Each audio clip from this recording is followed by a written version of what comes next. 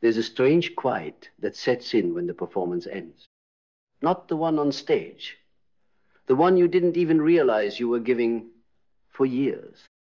The one that starts in childhood, when you laugh a little harder than you feel, nod a little sooner than you understand, smile just to keep the room calm.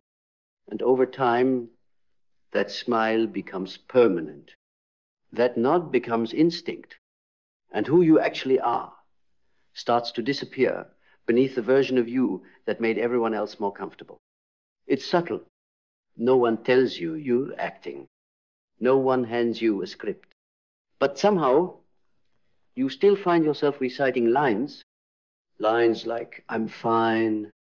Lines like, no worries. Lines like, whatever you need. Even when your chest is heavy and your silence is screaming. That's the thing about pretending. It doesn't feel like pretending. It feels like survival. Until one day, the cost starts to show. Not in your bank account or your reputation, but in the way you wake up in the morning, in the way you look in the mirror and feel nothing, in the way you get praised and it doesn't reach you, in the way people love you and you still feel alone because they're loving the mask, not you. They're responding to a version of you that you've outgrown but are too afraid to shed. And no one told you how heavy it would be to carry around a self that was never yours. So you keep adjusting. You keep managing expectations. You keep saying yes when you mean no, and staying quiet when you want to scream, and smiling when you want to leave. Until one day you wonder, what would happen if I just stopped? Stopped trying to hold it all together. Stopped trying to live up to an image that doesn't feel like mine. Stopped pretending to be unaffected, agreeable, invincible. Stopped giving so much energy to being someone I'm not.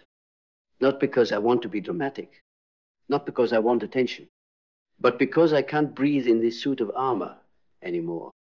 Because somewhere along the way, I confused self-control with self-abandonment.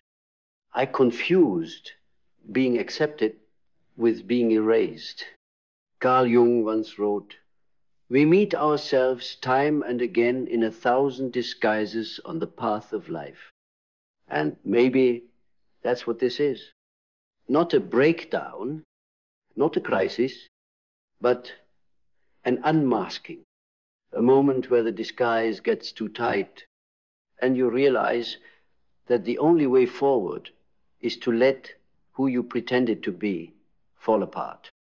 Not all at once, not in some dramatic explosion, but quietly, honestly, in small moments where you stop editing yourself mid-sentence, where you admit what you really want, even if it disappoints someone, where you sit with your truth long enough to recognize its shape.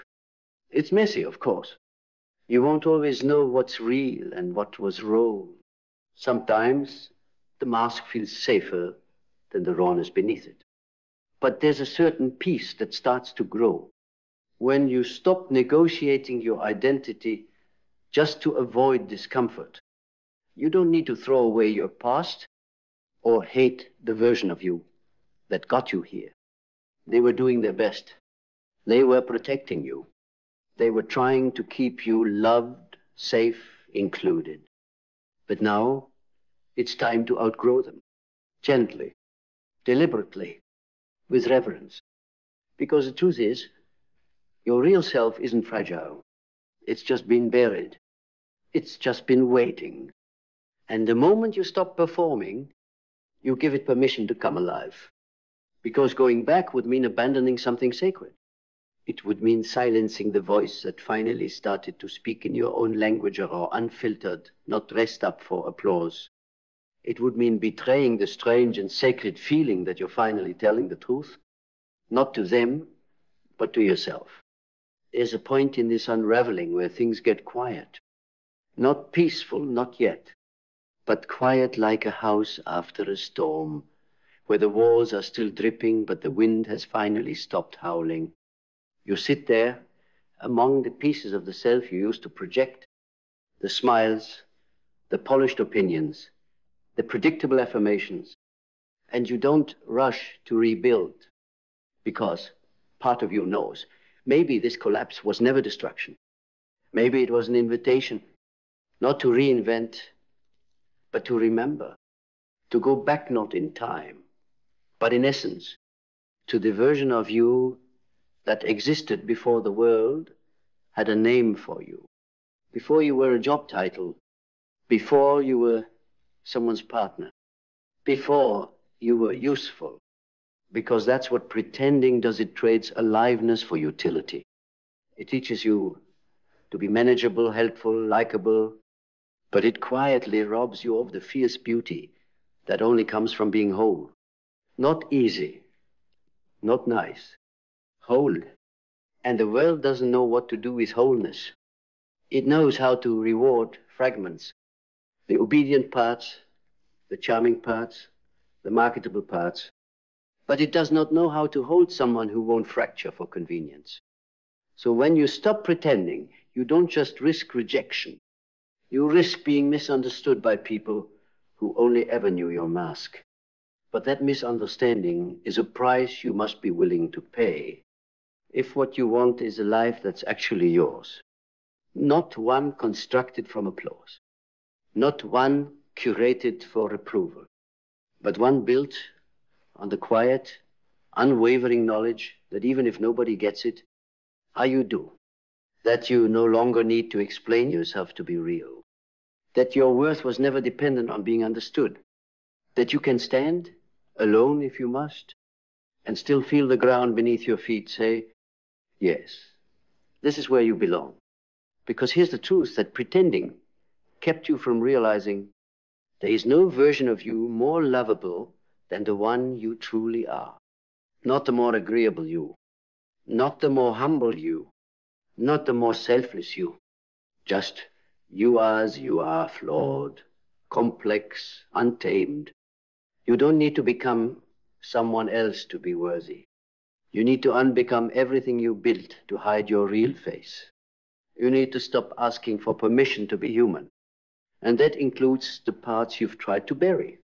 The sharp edges, the inconvenient emotions, the hungers that don't fit the mold, the truths that make others uncomfortable. Let them all in. Because if you only accept the parts of yourself that make others feel safe, you are still performing. True freedom comes not from being liked, but from being whole in your own presence, from not needing to split yourself just to keep the room calm, from knowing that the version of you that finally feels like home is worth the risk of being alone. Because anything less is a slow death in disguise. And once you see that, once you feel the hollowness of a life lived for others, even when it looks full from the outside, something begins to shift in your center. It's not dramatic. It's not loud. It's something quieter than defiance, but stronger than resistance. You just stop trying. Not in defeat, but in clarity. You stop trying to be more agreeable, more inspiring, more digestible.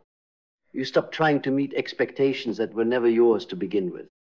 And in that stillness, in that radical refusal to keep editing yourself to fit an inherited script, you meet something ancient in you. Something that remembers how to breathe without shrinking, remembers how to speak without flinching, remembers how to feel joy that isn't staged and grief that isn't apologized for. And suddenly, you're no longer watching your life from the sidelines. You're in it, not as a spectator of your own performance, but as a full breathing participant. Not worrying whether the light hits you right or whether your words will be misinterpreted. Because now, there's no longer a separation between your inner world and the self you show. You are no longer a diplomat negotiating your existence.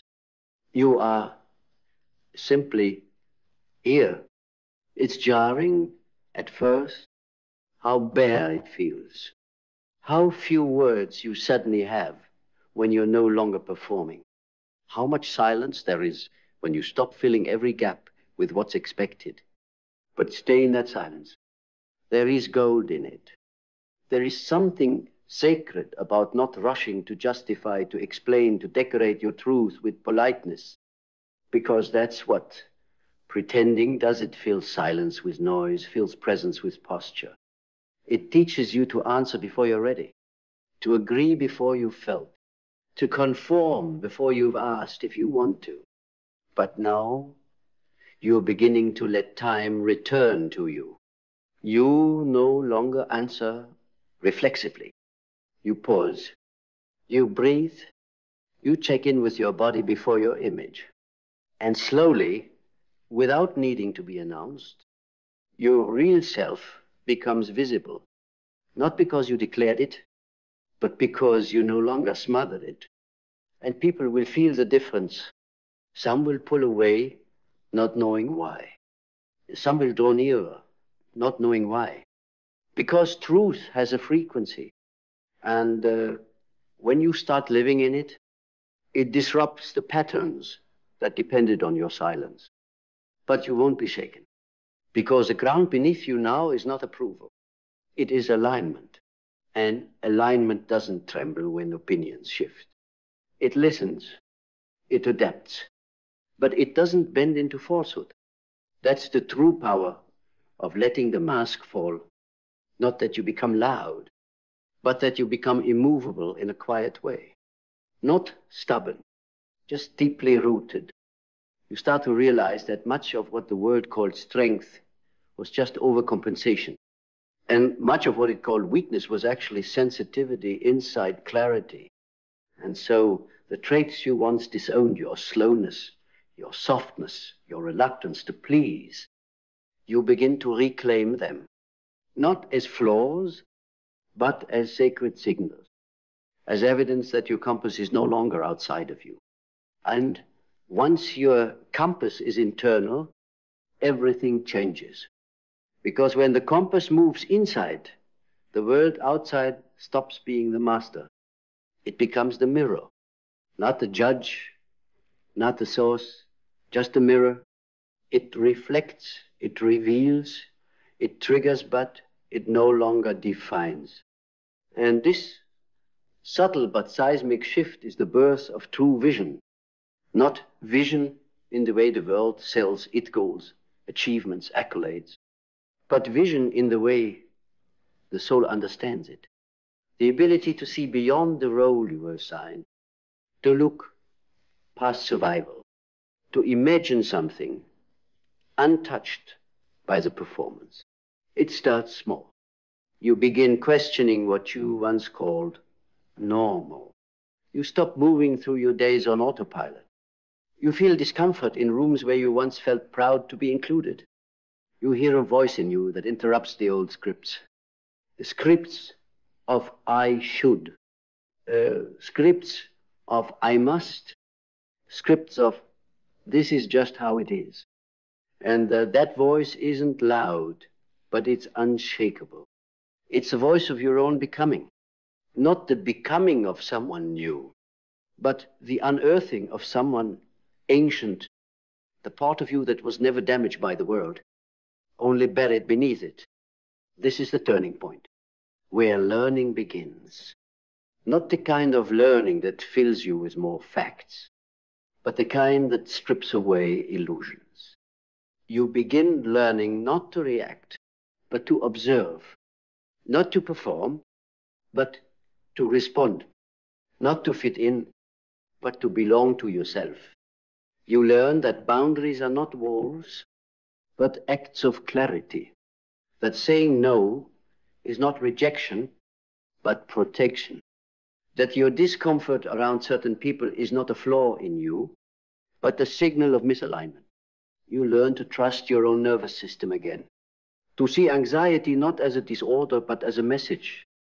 Something here isn't true. And as you continue, vision expands.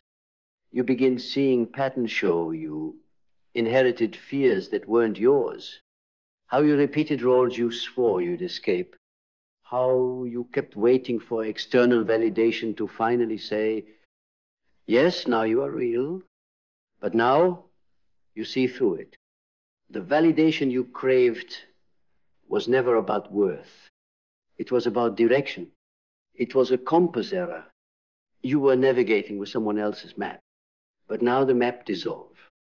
And what's left is a landscape of your own mind, untamed, vivid, unfinished. And finally, you have the courage to explore it. That exploration, real inner learning, doesn't come from fixing yourself. It comes from seeing yourself. It comes from asking better questions.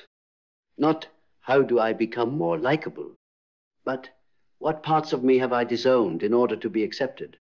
Not how do I succeed, but what does success mean when I'm no longer pretending? This is not self-help. This is self-remembering. And with each layer you peel back, your vision sharpens. You begin to move with intention, not momentum. You no longer run from discomfort, because now you understand discomfort is a door. And behind every door is a piece of you thought you had to kill in order to belong. You let go of urgency. You let go of the chase. You let go of the myth that healing is a finish line. Because now you see clarity isn't a goal, it's a way of walking, a way of breathing, a way of not abandoning yourself in the name of harmony. And as vision deepens, you start to feel something you haven't felt in years. A sense of direction that doesn't come from desperation. You're not chasing anymore. You're aligning. You're not reacting to the world. You're responding from a center the world can't shake. That's when the real shift happens. Your life stops being a performance. It becomes a practice. Not a performance of who you think you should be, but a practice of returning every day to who you are, unfolding, revealing, living not for the eyes on you, but for the truth within you. And this practice, this daily returning, it's not always graceful. Some days you wake up and the old roles are already waiting.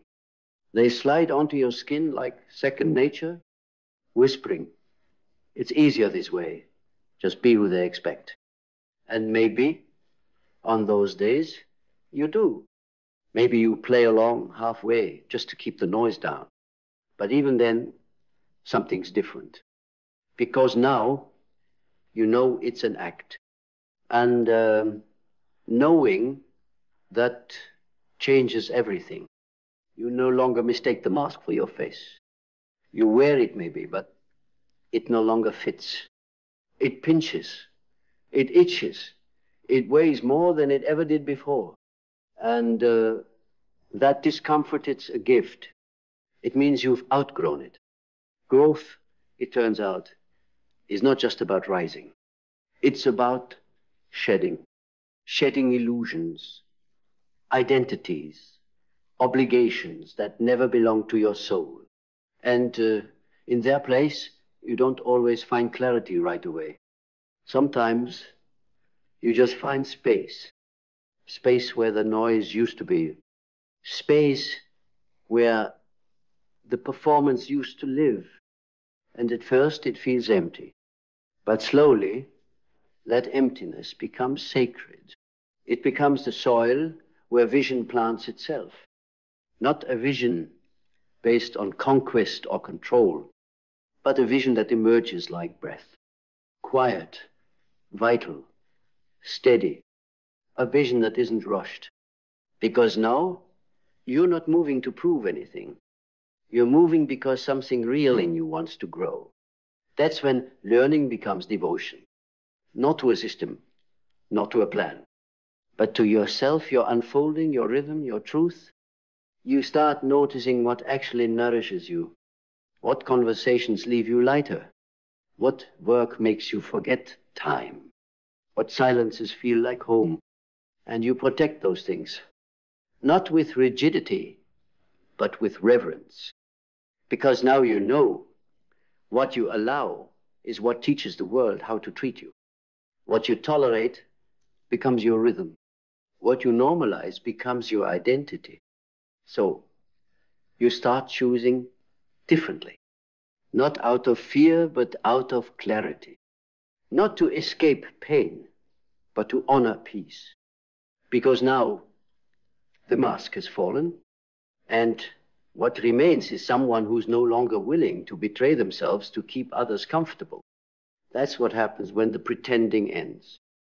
You begin to live from the inside out.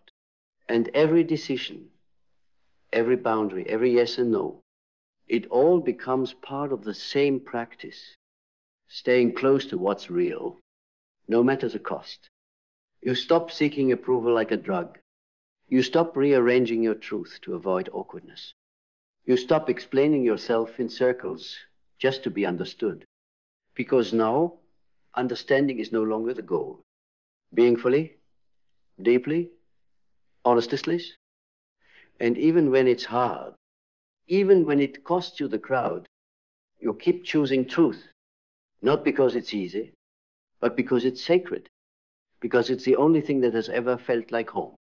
Because what you've reclaimed is not just identity, it's sovereignty.